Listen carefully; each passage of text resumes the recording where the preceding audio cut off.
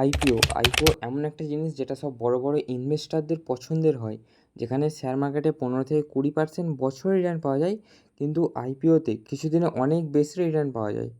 আর আজকে আমরা জানবো আইপিও কী, কোম্পানি আইপিও কেন নিয়ে আসে, আইপিও থেকে ইনভেস্টরদের কী লাভ হয়। আইপিও কী? আইপিওর ফুল ফর্ম হচ্ছে ইনিশিয়াল পাবলিক অফারিং। আমরা যদি 2024-এর টপ 10 আইপিওর লিস্টটা দেখি, তাহলে আমরা দেখতে পাচ্ছি 100%-এর বেশি রিটার্ন দিয়েছে বা 100%-এর আশেপাশে কোনো একটা রিটার্ন দিয়েছে। 85%, 87%, মানে প্রায় ধরতে গেলে মানে হচ্ছে 10-15 দিনের মধ্যে 100% রিটার্ন তোমরা পেয়ে যেতে পারো। এবার এমনটা নয় যে তোমাদের সব কোম্পানির আইপিও তোমাদের প্রফিট প্রোভাইড করবে। কিছু কিছু কোম্পানি আছে যারা আমাদের লসও প্রোভাইড করে। ওই জন্য আইপিও নেওয়ার সময় তোমাদের কোম্পানির ব্যালেন্স শিট ভালো করে চেক করে নিতে হবে, ফাইন্যান্সিয়াল অ্যানালাইসিস ভালো করে করতে হবে।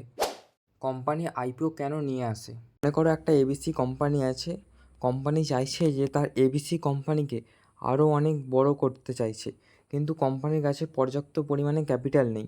তাই কোম্পানি ঠিক করেছে যে তার কোম্পানির কিছু অংশ শেয়ার বিক্রি করে পাবলিকের থেকে টাকা সংগ্রহ করবে। তাই কোম্পানির শেয়ার লিস্ট করার জন্য বিএসসি এনএসসির কাছে যায়। বিএসসির ফুল ফর্ম হলো বম্বে স্টক এক্সচেঞ্জ, আর এনএসসির ফুল ফর্ম হলো ন্যাশনাল স্টক এক্সচেঞ্জ। আইপিও থেকে ইনভেস্টরদের কী লাভ হয়? আইপিওতে তুমি তোমার ইচ্ছা মতো শেয়ার কিনতে পারবে না। আইপিওর একটা নির্দিষ্ট লট সাইজ হয়। মনে করো এবিসি কোম্পানির রিলিজ হয়েছে লট সাইজ 27।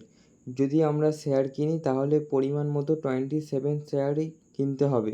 এর থেকে বেশি শেয়ার কিনতে চাইলে তাহলে তোমার 27 × 2 = 54 শেয়ার কিনতে হবে। আর আমরা এখানে নিজেদের ইচ্ছা মতো শেয়ার কিনতে পারবো না, একটা লিমিট থাকে। আইপিওতে বড় বড় ইনভেস্টররা তাদের পয়সা ইনভেস্ট করে এবং তারা কিছু দিনের মধ্যেই তাদের পয়সা ডবল করে নিয়ে চলে যায়। আইপিওতে যেমন ধরো প্রফিটও আছে, ঠিক তেমন ধরো লসও আছে। তোমরা যদি কোনো আইপিওতে ইনভেস্ট করতে যাও তাহলে সেই আইপিওটা ভালো করে ফান্ডামেন্টাল অ্যানালাইসিস করার পরেই তোমরা ইনভেস্ট করবে। আজকের ভিডিও এতটাই, দেখা হচ্ছে ঠিক পরের ভিডিওতে।